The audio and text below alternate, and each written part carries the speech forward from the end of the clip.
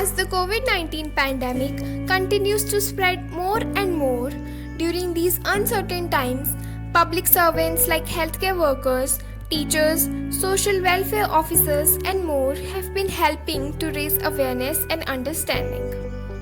And as today is United Nations Public Service Day, we honor these essential workers and so many more.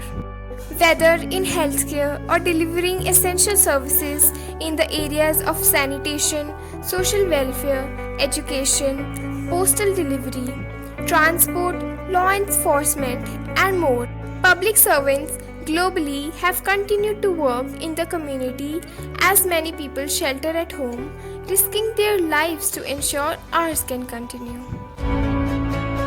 It's time to reflect on how to better protect, recognize, and invest in their well being as we build back better together.